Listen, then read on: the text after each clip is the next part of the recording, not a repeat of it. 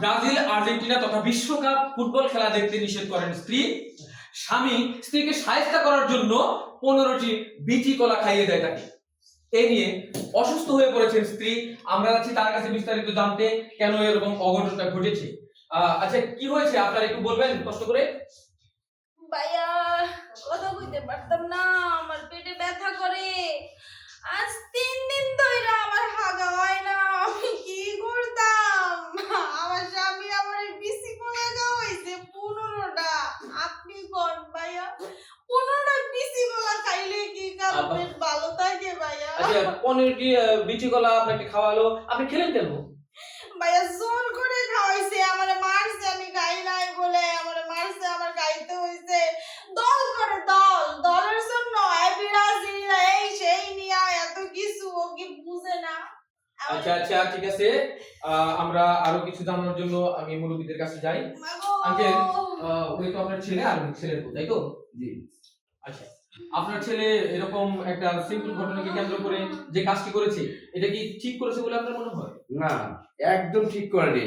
আমি আমার ভাবতে কষ্ট হইতেছে যে এইরকম একটা কুলঙ্গ সন্তান আমি জন্ম দিছি, জানেন? হ্যাঁ, ওই 15টা কলা বিচি কলা কি খায়? হ্যাঁ, আচ্ছা শুনেন, এই মেয়ের যদি কিছু হয় আমি বাপ হইয়া বাদী হয়ে ওর নামে মামলা দেবো, ঠিক আছে?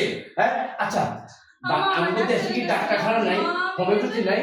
বিচি কলা কেন দরকার আছে? একটা ডাক্তারখানা গেলেই তো কাজটা হয়, দেখতো ওষুধ আনে দিত।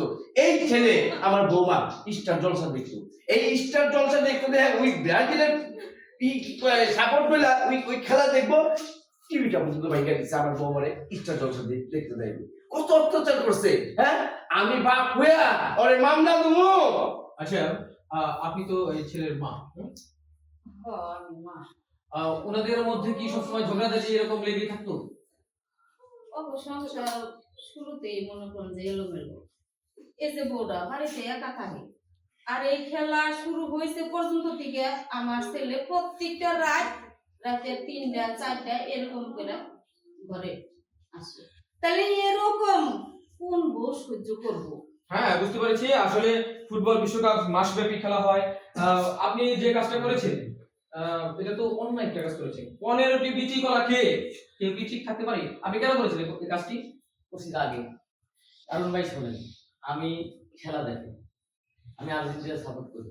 হ্যাঁ, আমি খেলা দেখতে যাবো বাজারে, আমি খেলা দেখতে যাই, ও খেলা দেখতে দিবে কয় না টিভি বাংছে, তোমার খেলা দেখতে যাওয়া যাবে, যদি খেলা দেখতে যাও তাহলে আমি তোমার সংসার করবো, আমি বাপের বাড়ি চলে যাবো। এখন তুমি খেলা দেখবে না আমাকে সংসার করবে। তখন তো মনে করতো ভাই আমার মাথায় রক্ত দিয়ে গেল যে আমি যদি এখন চিল্লাচিল্লি করি বা বুক মাইকেল করি তাহলে মানুষজন খারাপ করবি। তখন এই জিনিসটা মাথায় আমি রাখছিলাম। আর ও যে একটা অভিযোগ দিছে যে আমি জোর করে খাওয়াইছি, জোর করে খাওয়াইনি।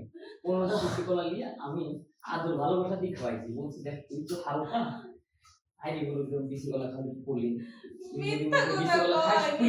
আর পোলা বউ শরীর তো ভালো থাকে, আমার একটু ভালো লাগে, তাহলে আমি বাজিলা রাতে খেলা দেখতে যাবো। বুঝতে পেরেছি আপনি বলবেন না। আসল কথা হচ্ছে আপনি কৌশলে তাকে সমস্যার মধ্যে ফেলার জন্য আপনি কাজটা করেছেন। প্রিয় দর্শক, আমরা অনেক সময় এরকম কাজ করে থাকি, কিন্তু যেখানে হচ্ছে অতিরঞ্জিত বিষয়টা চলে আসে। আর এটা হচ্ছে তাই, ব্রাজিল আর্জেন্টিনা বিশ্বকাপ খেলা দেখা নিয়ে যে কাজটি ওনারা করেছে তা মোটেও আমাদের কাম্য নয়। এরকম ভুল ভ্রান্তি যেন আমাদের মধ্যে না হয় সেদিকে আমরা খেয়াল রাখবো।